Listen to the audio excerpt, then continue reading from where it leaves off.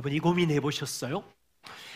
성숙한 성도, 무슨 열매를 맺어야 할까요? 어떻게 그동안 배우셨어요? 주일 성수 잘하면? 말씀 묵상 잘하면? 부부 데이트, 자녀 데이트 잘하면? 기도 1시간씩 하면? 말씀에 따라서 봉사하고 11조 헌금 생활 잘하면 성숙해요? 어떤 면은 그럴 수 있지만 일반적으로 성숙한 성도는 예수님이 우리 안에 계시고 그분과 교제하며 성령의 열매를 맺을 때겠죠. 건강한 교회에는 무슨 열매를 맺을까요? 고민해 보셨어요?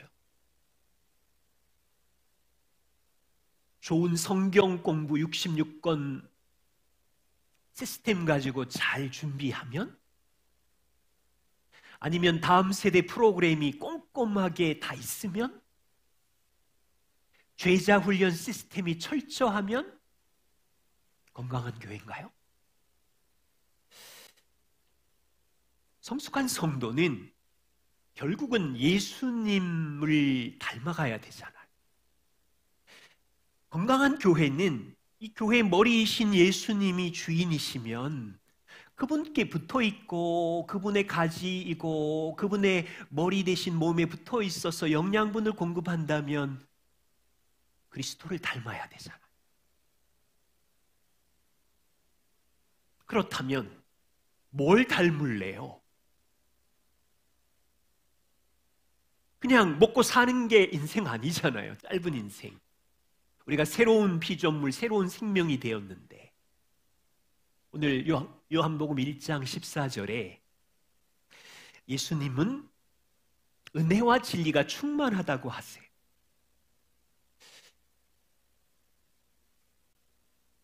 오늘 말씀은 이 은혜와 진리 안에서 성장하는 성도입니다.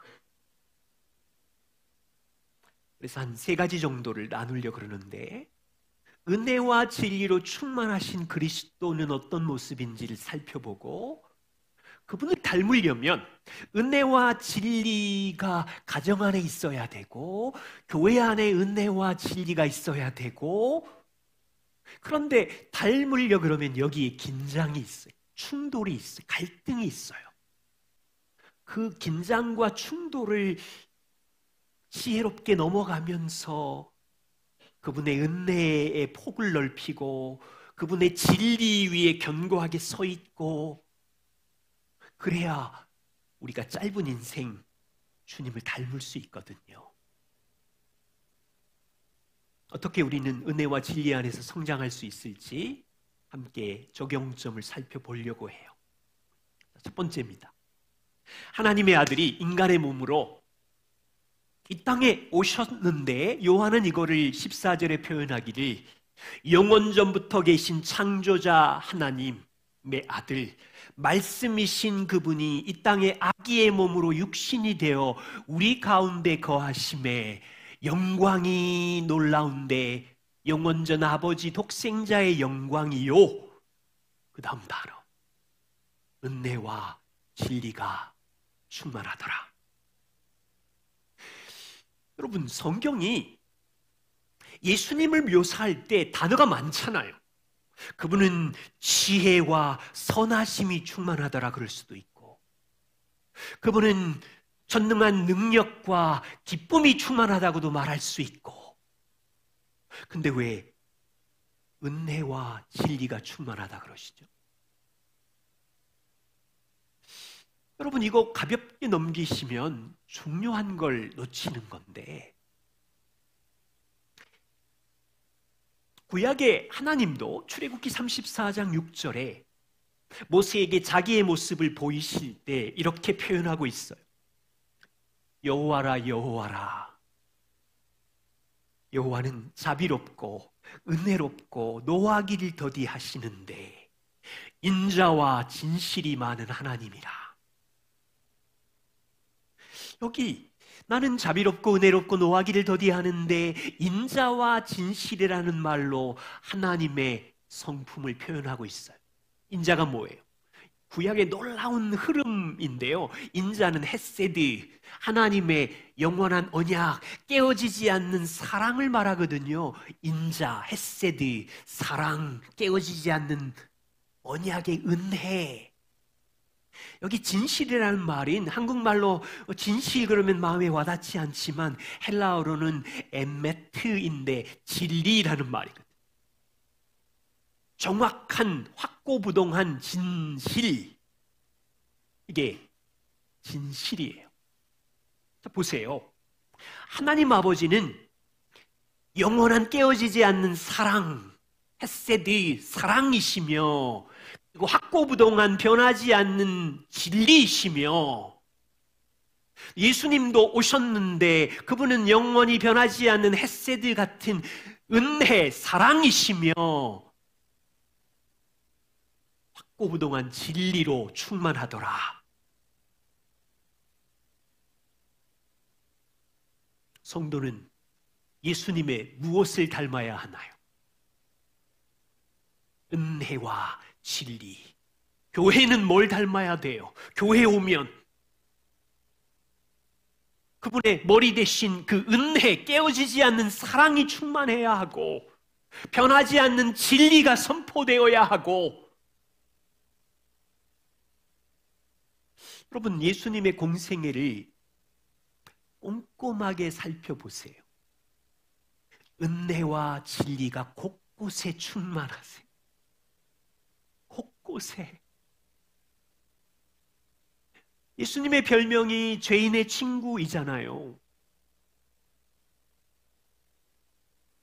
그때 당시에 외톨이, 도시의 왕따, 세리를 가까이 하시는 죄인의 친구, 상처 입고 망가진 여자들, 병자들을 사랑하는 죄인의 친구, 은혜라는 단어가 보이세요? 사마리아 도시에 망가진 여인을 찾아온 은혜의 하나님. 은혜로 충만하세요. 그런데 예수님은 한편 진리이세요. 당시 최고의 석학들과 구약 성경을 연구한 바리새인과 선생들, 서기관들을 진리로 책망하세요. 예수님은 진리의 기준을 낮추지 않으셨어요. 그래서 죄로 더럽혀진 성전을 뒤엎으며 진리로 분노하셨어요.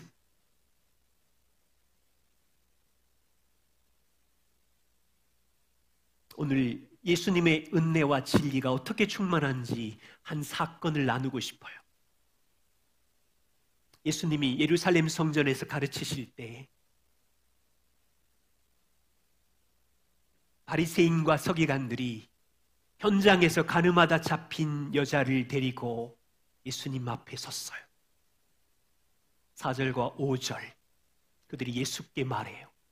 선생님, 이 여자가 가늠하다가 현장에서 잡혔나이다. 구약의 모세는 이 여자를 율법으로 말하면 돌로 쳐서 죽이라 명하였는데 선생님은 어떻게 말하시겠습니까? 바리새인들이 지금 예수님께 의견을 묻고 있는 것이 아니에요. 사실은 예수를 함정에 빠뜨리기 위한 음모를 꾸미고 있었어요. 6절에 보세요. 고발할 조건을 찾고 있었어요.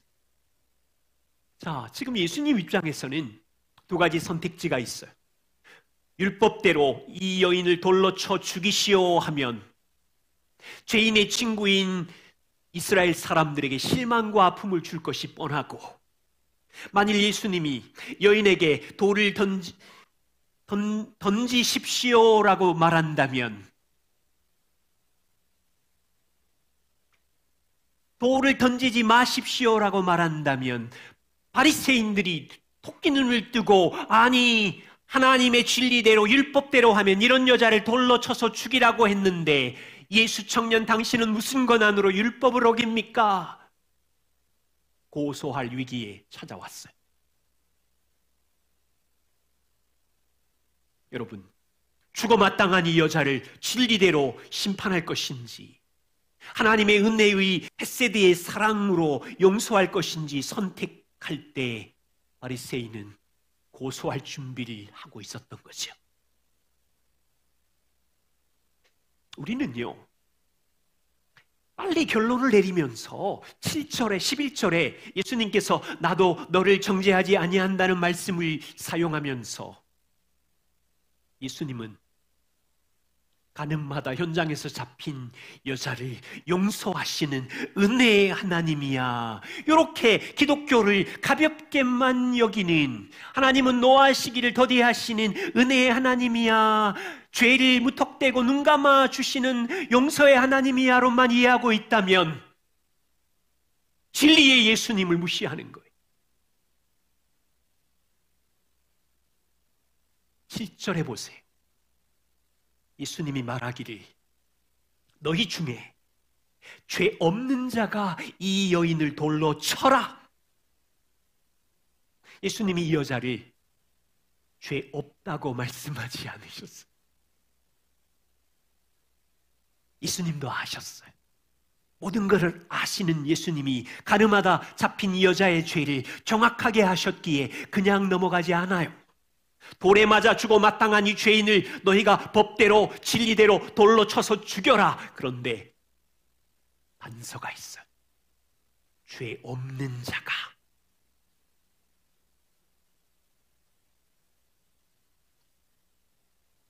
누가 용감하게 나는 죄가 없다면서 돌을 던지는 사람이 한 명도 없었어.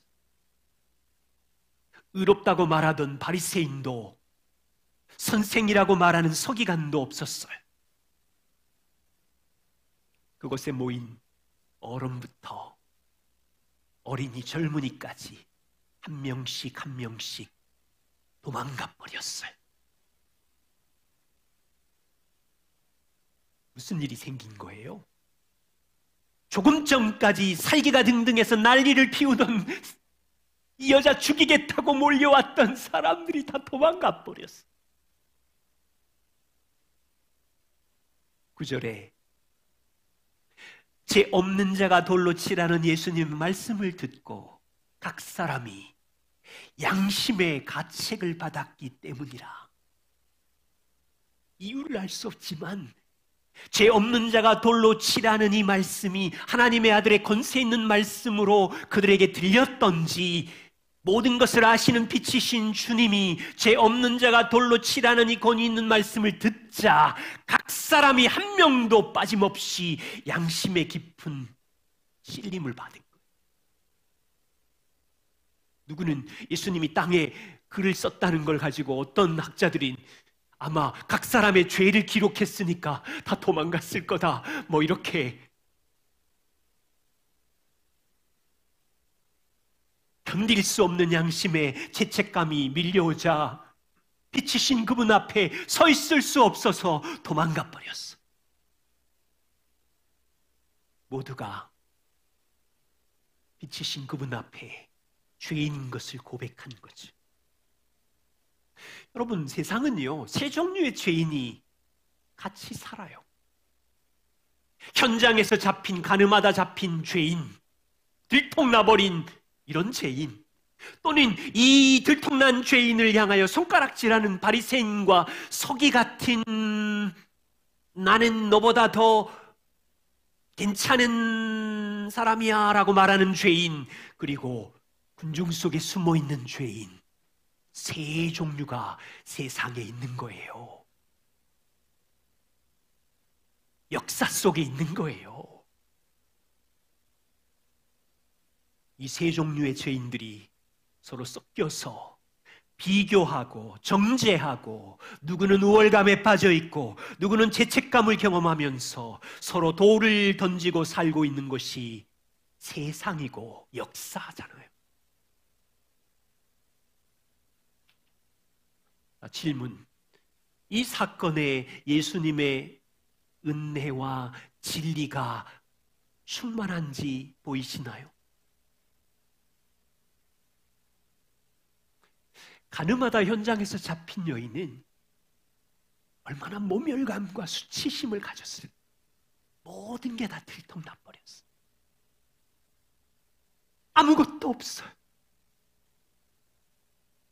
수치심을 견딜 수 없는 사람은 어쩌면 목숨을 끊을 수도 있어요.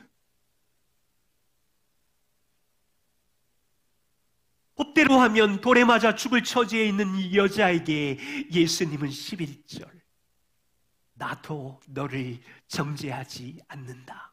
여러분, 이 장면에서 죄 없으신 분 예수님만이 진리대로 이 여인에게 돌을 던져서 죽일 권리가 있는 분이셨는데, 나도 너를 정죄하지 않는다. 그리스도의 은혜의 충만을 이 장면에서 볼 수 있어요.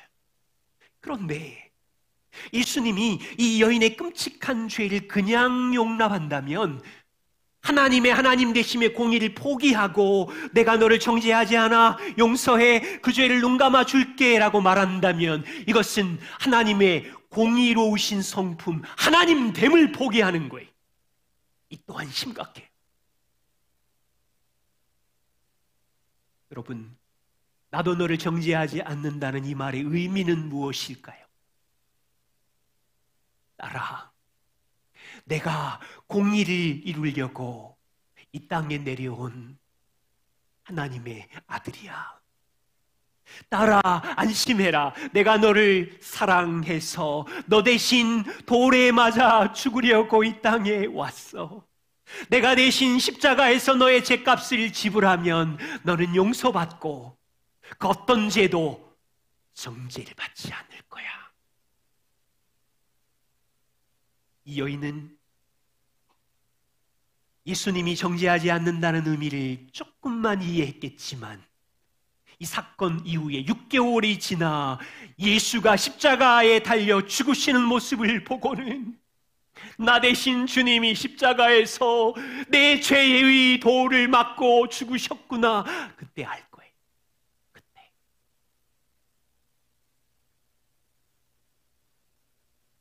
예수님은 여인의 죄의 저주와 형벌을 자신에게 내리심으로 공의를 실행하신 거예요.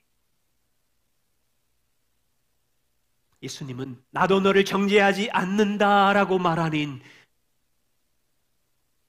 은혜로 충만하신 분이고, 11절 가서 다시는 이 죄를 범하지 말아라, 진리를 따라 살아라, 진리에 충만하신 분이셨어요. 여러분, 우리는 이 은혜와 진리가 충만하신 예수님을 닮아가는 성도잖아요. 그런 성도들이 모여서 교회를 이루고 이 교회가 은혜와 진리를 세상에 나타나는 교회가 되기를 소망하잖아요. 새를 생각해 보세요. 하늘을 나는 새는 양쪽에 두 날개가 있어요. 하늘을 나르는 이 아름다운 영광을 보려면 한쪽 날개만 가지고서는 땅에 떨어지겠지. 비유로 이 은혜와 진리는 성도와 교회가 세상에 그분의 은혜의 영광을 나타내려면 두 날개가 있어야 되는데, 그래야 하늘을 날고 그 은혜와 영광을 보여줄 수 있는데, 성도 안에 이 두 날개가 없네. 교회가 이걸 잃어버렸네. 그러면 하나님의 영광을 어떻게 나타내겠어요?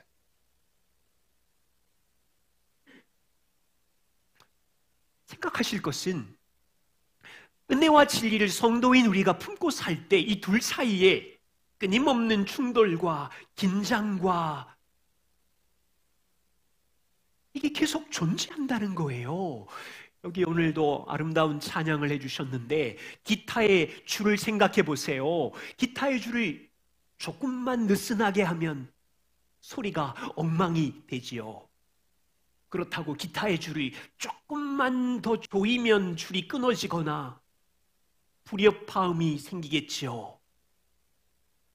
그처럼 성도인 우리와 교회와 여러분의 가정 안에 은혜와 진리를 적용할 때 항상 팽팽한 긴장이 있고, 때로는 한쪽으로 치우쳐가지고 가정이 혼란해지기도 하고 때로는 한쪽으로 치우쳐서 교회가 막 갈등을 벌리기도 하고,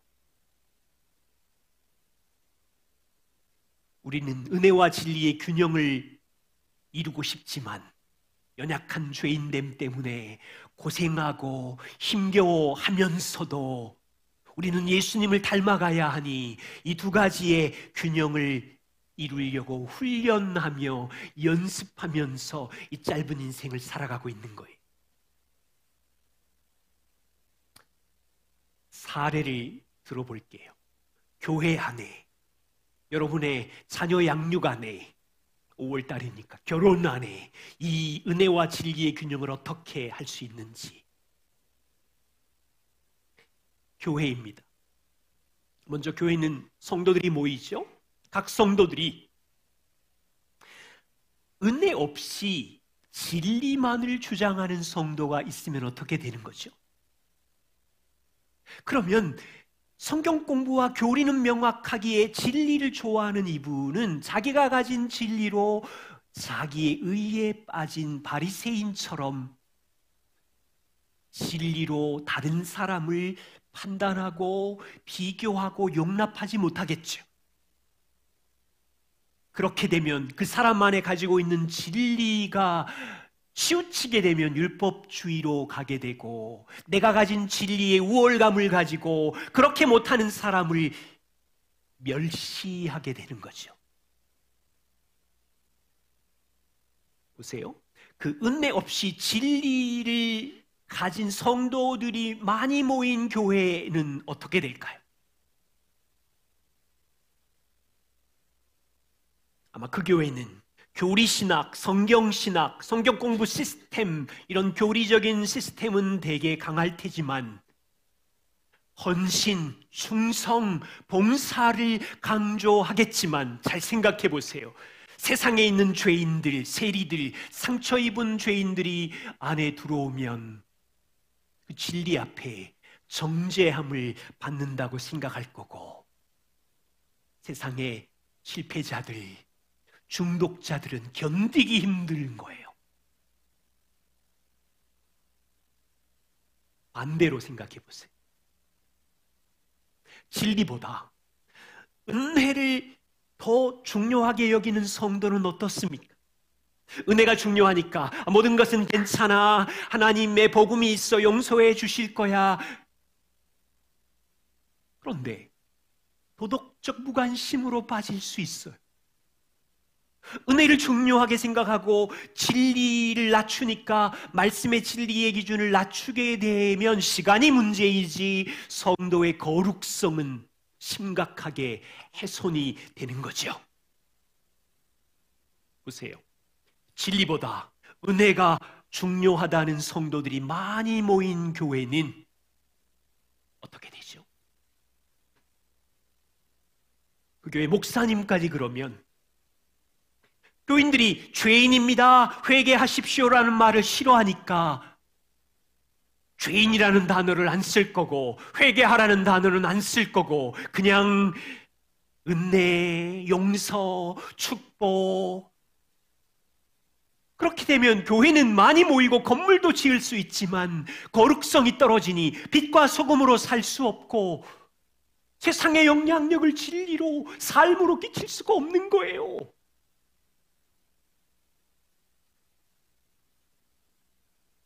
교회는, 성도는 이 은혜와 진리의 긴장 속에서 계속 배우며 적용해 가고 있어요. 가정을 생각해 봅시다. 저는 자녀 양육을 하면서 결혼 안에서 정말 많이 고민한 게 이 두 가지였거든요. 대체 자녀들에게 어디까지 은혜를 베풀고 인내해야 되는 거야? 어디까지 규칙과 진리를 적용하면서 걸어가야 되는 거야? 답을 모를 때가 많았어요. 자, 만일 진리 없이, 규칙 없이 은혜로 자녀 양육을 하게 되면 어떻게 됩니까? 자녀들은 금방 엉망이 될걸요. 허용을 많이 하니까 자기 고집대로 욕심대로 하는 걸 내버려 두니까 괜찮아. 거짓말도 괜찮고 규칙이 없으니까 너 하고 싶은 대로 해라. 잠자는 시간, 일어나는 시간도 대충 들쑥날쑥, 집에 들어오는 시간도 불규칙하고, 친구는 아무나 만나도 되고, 스마트폰 게임도 무제한 허용, 밤새도 되고, 아이들은 금방 무질서해지고. 반대로 은혜 없어요. 진리, 규칙만을 강조하는 자녀 양육. 아주 심각한 충돌이 일어납니다. 사랑 없이 자녀들에게 우리 집은 일어나는 시간은 이거, 가정예배는 이거, 뭐 하면 이거, 설거지는 누가, 규칙이 막 10가지가 되면 이제 자녀들은 숨이 막히기 시작하고, 우리 자녀들은 죄인이기에 규칙을 지킬 힘이 없고 자주 넘어질 텐데 규칙은 지켜야 되니까 부모는 잔소리에, 분노에, 큰 소리에 위협하고 지배하고. 10살까지는 대충 하는데 10대가 되면 규칙은 오히려 독이 되어서 아이들의 마음을 잃어버리게 되는 거예요. 결혼을 생각해 보세요. 사랑이 없는 진실, 사실만 있어요. 부부 사이에 온유와 친절, 은혜는 부족하고 눈에 보이는 진실, 사실만을 서로 얘기한다고 생각해 보세요. 서로의 약함과 죄, 사실이잖아요. 이 사실을 들춰내면 부부의 긴장은 고통스럽고 위험해지는 거죠. 당신은 나한테 미안하다고 한 번도 말한 적이 없어. 한 달 동안 생각해봐. 서로의 약점과 죄의 사실만 말하면, 사랑이 없으면 감정만 쌓이고, 이제 부부는 시간이 문제지 옳은가 누가 틀렸는가 진흙탕 싸움이 패턴처럼 찾아오는 거예요. 또 한편 진실은 없고 사랑만 있는 부부, 눈에 보이는 있는 모습 그대로의 진실, 사실은 감추어둔 채 내가 당신을 사랑하기 때문에 당신의 약함과 죄의 패턴은 내버려 두고 허용하게 되면 행복해요? 부부의 성장은 금방 멈출걸요? 그 죄의 패턴은 상처가 돼서 곪아버릴걸요? 언제 터질지 몰라요.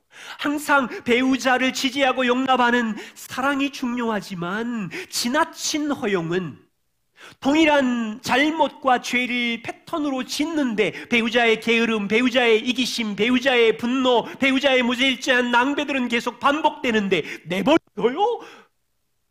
위험한 결혼 생활이 되는 거예요. 사랑이라는 이유로 진실에 침묵한다면 배우자의 성장 과정에 고통을 피하고 있는데 배우자가 겁이 나는 거예요. 사람에 대한 두려움. 부부는 사랑 안에서 진실을 말하는 겸손한 훈련을 연습해야 돼요. 우리는 이 은혜와 진리의 균형으로 살아갈 때 굉장히 지혜롭게 과정을 거쳐가고 있어요. 어떤 나라에 한 임금이 있었어요. 이 임금은 아주 백성들의 인기를 끌었는데 이유는 2가지였어요. 이 왕은 죄에 대해서 굉장히 엄격하고 공의로운 왕이었어요. 백성들이 어떤 나쁜 짓을 하면 법에 따라서 공정하게 심판했어요. 또한 백성들에게 인기가 있는 이유는 이 왕이 엄마를 너무 좋아하는 효자인 아들이었어요. 그러다가 그만 문제가 발생했어요. 엄마가 죄를 지었어요. 법대로 심판하면 엄마에게 곤장 40 40대를 처벌해야 되는 끔찍한 일이 백성들에게 공개가 되어버렸어요. 자, 이제 아들 왕의 입장에서 아주 혼란한 질문이 생기는 거예요. 어머니를 끔찍하게 사랑하는 아들로서는 도저히 할 수 없고, 그렇다고 대충 넘어가면 법대로 나라를 다스리는 걸 포기할 상황이 온 거예요. 재판날이 가까워오자 백성들의 관심이 둘로 나누어졌어요. 쑥덕쑥덕. 우리 왕이 죄 지은 어머니에 대해서 어떻게 할까? 막 동네마다 도시마다 여론 투표가 일어나고, 한편에서는 임금은 그동안 법대로 진리대로 엄마를 심판할 거야. 또는 한편은 아니야, 우리 왕은 효자이시기 때문에 어머니를 절대로 법대로 할 수 없어. 여론이 들썩거리기 시작했어요. 드디어 재판날이 되었어요.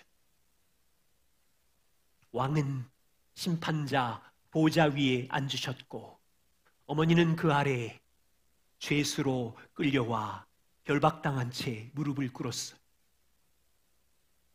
온 나라의 백성들이 몰려와서 그 광경을 지켜보고 있어요. 여러분이 재판관이라면 어떻게 하실래요?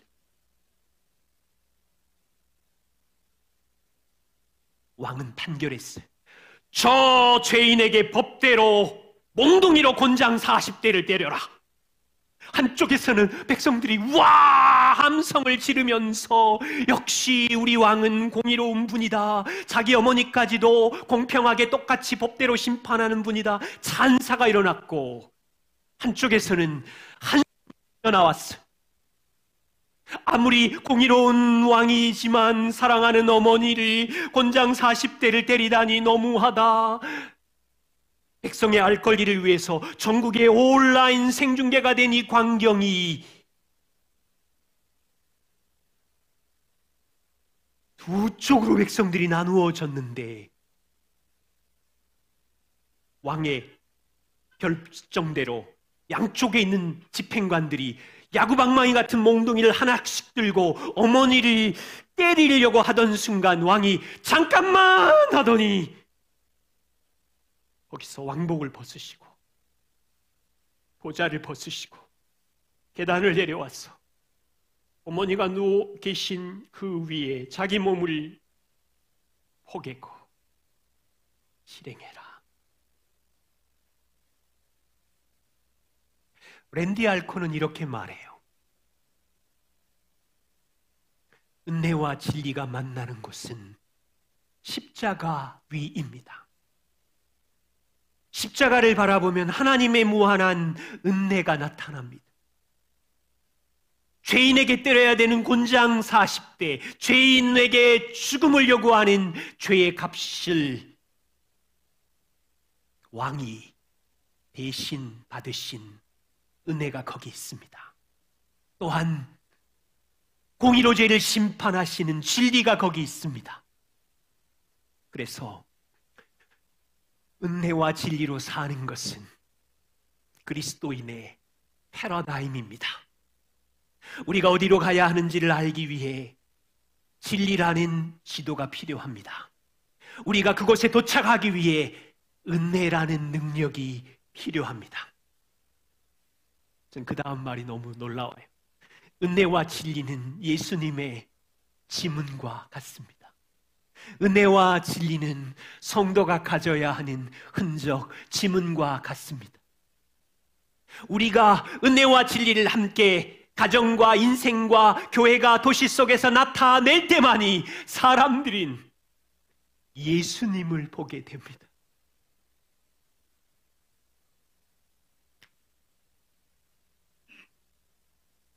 십자가는 하나님의 공의와 은혜가 함께 만나는 곳입니다. 십자가는 모든 역사와 모든 사람들에게, 알 권리가 있는 모든 사람들에게 생중계된 복음적 사실이었어요.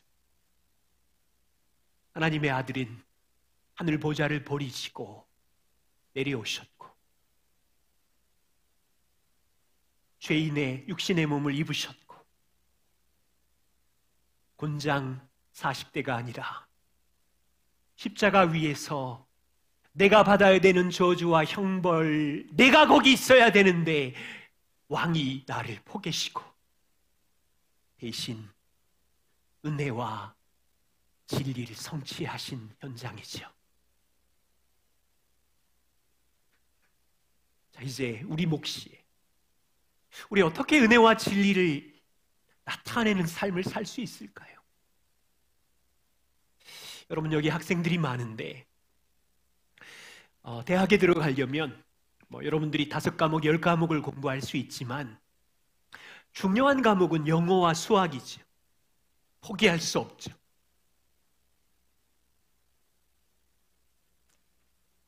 성도로 살아가는 동안 예수님을 닮는 것이 저와 우리의 목표라면 포기할 수 없는 중요한 과목은 2개예요. 은혜라는 과목과 진리라는 과목이.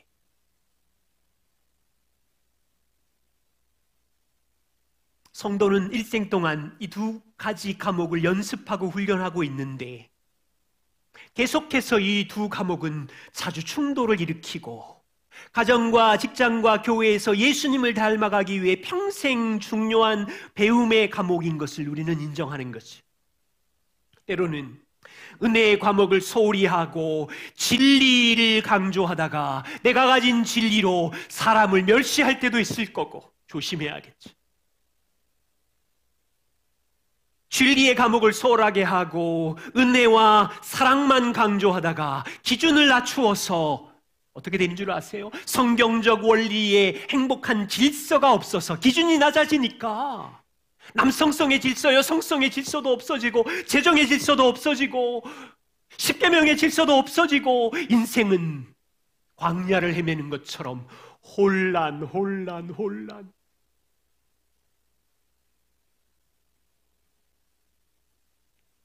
그래서 가정과 교회, 인생에서 2가지를 배울 때 자주 넘어지고 실패한다는 것을 인정하면서도 포기하지 않고 겸손하게 이 과목을 함께 배우는 성도, 함께 성장해가는 교회이고 싶은 거예요. 딱 간단하게만 제안을 드려요. 혹시 여러분 중에 나는 진리보다 은혜를 너무 중요하게 여기는 성도라고 생각합니까? 다 괜찮아. 주님이 나 구원해 주셨는데. 그렇다면 제안 하나. 은혜의 통로를 근육으로 장착하기를 부탁해요. 왜냐하면 진리에 견고하게 쓰려면 은혜의 통로, 말씀, 기도, 공동체, 우리 교회에서 하는 문화들이, 그래서 이 진리를 말씀으로 들으면서 내 삶의 열매로 장착할 수 있어야 진리의 분별력이 생기는 거예요. 가정예배 그냥 괜찮아가 아니라고요. 이 진리의 분별력이 견고하게 서야 그 진리로 사랑 말하는 연습을 할 수 있는 거예요. 혹시 여러분 중에 은혜보다 진리, 성경 말씀, 교리를 중요하게 여기는 성도가 여기 있습니까? 그렇다면 그 진리로 분별력은 있지만 그 진리로 사람을 나누는 일을 조심하시고 나의 그 진리로 사람을 분리시키려고 하는 이 폭을 깨트리셔야 돼요. 왜냐하면 주님은 진리이기도 하시지만 죄인의 친구였어요. 우리와 다른 사람을 용납하시고 사마리아 여인도 용납하시고 까칠한 사람도 용납하시고, 그래서 진리를 넘어 은혜를 배우면서 나의 좁은 어항을 깨트리고 원수까지도 사랑하라고 하시는 주님을 기억하면서 폭을 넓혀.